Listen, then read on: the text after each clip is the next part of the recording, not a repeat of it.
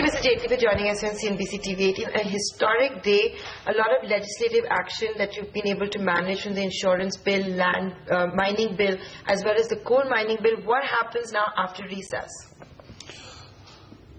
Well, after recess, the Parliament obviously assembles for the second part of the session. And when it assembles for the second part of the session, we'll get an opportunity to discuss the balanced legislation. And we have our agenda quite full. We have our agenda in terms of the GST Constitution Amendment, which I think is a big piece of reform in legislation. I had the meeting of the Empowered Committee of Finance Ministers today. I think it's moving quite well, and I hope that this will be passed by a general consensus in both houses of Parliament. After which we have to go through the individual legislations after the states ratify the Constitution Amendment once it is passed. We have the land bill which is pending.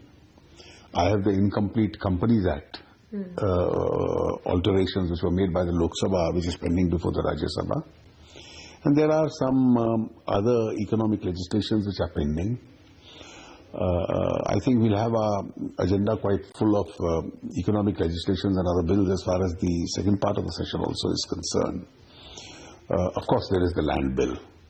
And I quite understand that the challenges in the land bill will be far more than the current three legislations which we passed. But I am one of those who firmly believe that the land bill is in favor of rural India.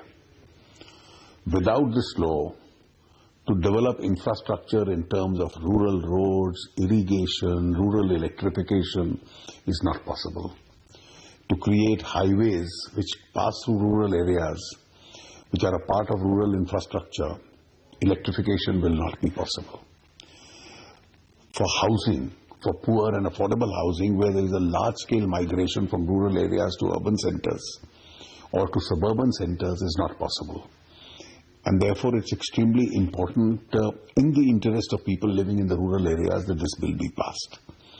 The industrial corridor, as against the industrial hub, runs through rural areas. And wherever it runs through, there is going to be development on both sides of the road. It will be a narrow industrial corridor. The values of the rural land will go up because of development. Additionally, rural youth will get jobs in the industries located close by. So it's extremely important that this piece is passed, and we'll try and convince the opposition parties, as we convince them in the other three legislations, that they are in larger national interest. But so far, what has happened? Do you feel confident you'll be able to convince the opposition? Because it's been... Well, I have a faith in parliamentary wisdom. After all, the insurance has been passed, the mining has been passed, the coal allocations has been passed, and there's no reason why we should not be able to pass this piece of legislation. This land ordinance is till 5th of April, is valid till then. Are you going to prorogue this parliament session? Any decision? Well, this is a decision which the cabinet will take. You just come from a cabinet meet. Yeah, there was no decision to this effect today, but there's a lot of time between now and the 5th, and therefore this is a decision which the cabinet will take. So between now and the 5th, maybe we could see Parliament be prorogued or something else? I can't presume anything. Okay, fair enough. You've also just met with the state finance ministers. Have you decided who's going to head the council of ministers? Well, we've had a general consultation, both collectively and individually. I concede we fixed up a wrong day for the meeting today for the reason that many state ministers are busy with their own budget sessions. And therefore, some of them I spoke to last night could not come because of their budget sessions. So we need to consult all of them and develop a larger consensus. I don't think this is a contentious issue. It should be a simple issue to have one of the senior ministers become the chairman of the Empowerment Committee. The rumor is it could be Mr. Saurabh Patel from Gujarat. Well, he is a senior minister. He's an experienced, and he knows the GST subject like the back of his hand, but there are many others also who know it. Do you think you're on track to roll out GST by 1st of April? There's still many challenges left. Well, I quite concede there are many challenges. There is a challenge in first passing the Constitution Amendment, then having it ratified by the states. Then there will be 3 supporting legislations which will have to be passed by the states, some of them also, particularly the ones which concern the states. Parallelly, we are getting the IT backbone for GST ready. So once all this is done, we need to put GST in place, and then we have to come to a revenue neutral rate, so that the rate is not excessively high. Therefore, it should be a reasonable rate. And eventually, when more and more products come within the GST and evasion is avoided, the rate starts moving down gradually.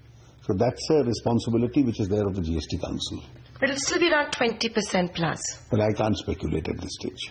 Okay, it's also your first interview since the insurance bill has been passed. Are you expecting the floodgates to open? So far, we've seen Anuljit and Sunil Mittal make announcements. Well, these are two of the important companies, and I'm quite sure the kind of interest the international insurance majors have been taking in this area, a lot of them would want to come in. And once capital flows into the insurance sector, which had been starved of a lot of funds, will probably make a headway. Mr. Jaitley, you made a lot of announcements around pension in your budget. Could that be the next area we might see some action on FDI? Well, as far as the legislative hurdle is concerned, it's over, because pension coexists with insurance. That's the legislative mandate.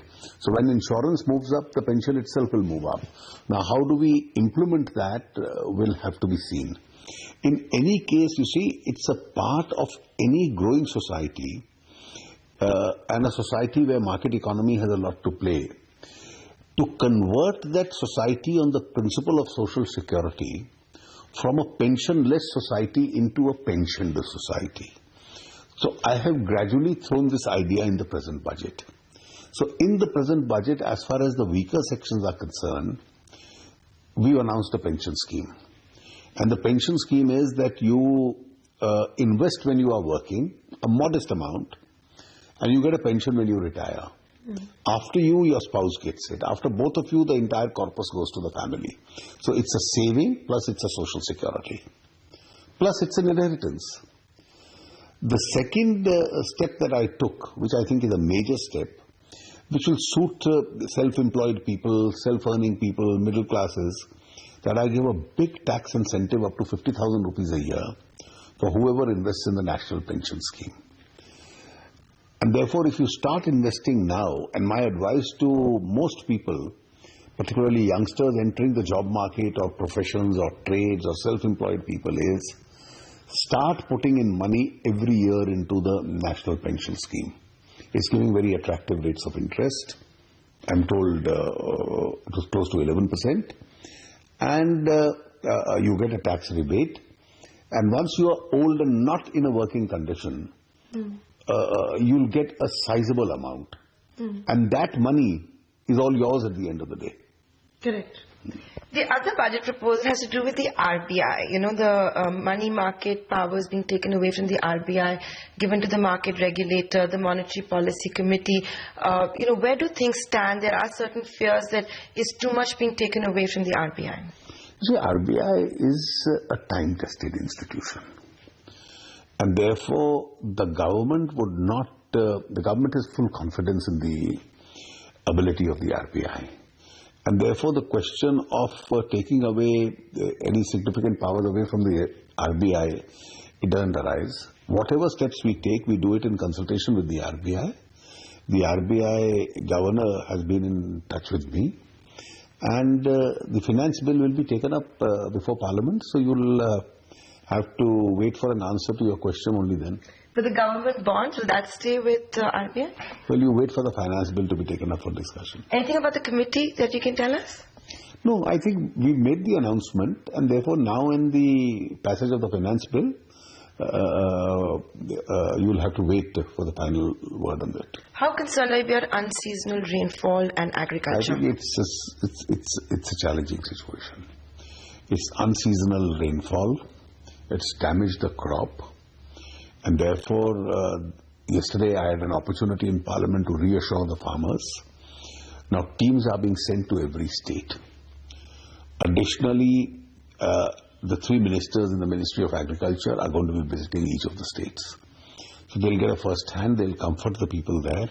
And then immediately, you have interministerial groups which sit together and then give recommendations on how the farmers are to be compensated. We are going to take a very large-hearted view as far as the problem of the states is concerned. The states also are now enriched. States have a lot more money than before. And I'm sure collectively we'll be able to look after the interest of the farmer. But the damage to the crops and its consequential effects will also be there. So in terms of, it could impact on inflation, it could impact on certain shortages, but then we have a surplus as far as food grain is concerned. And therefore we can cope up with the issue of shortage quite comfortably. But we'll see what impact it has on on other issues. How immediate is immediate? By when do you think the state will have to tap into their disaster funds, or the centre will have to tap into its? Well, I think all this has to be done within days. It doesn't have to be done within months. Within days, we could actually see some action, monetary package going on. I'm going to end with the most contentious issue again, which is the land bill. Do you think there could be any changes in the ordinance that was promulgated last year? And what the proposal has been so far? You see, that ordinance has already undergone a change. One change. Because in the Lok Sabha, some changes were suggested by the government itself after consultation with farmer groups. And those have been already incorporated in the bill as passed by the Lok Sabha.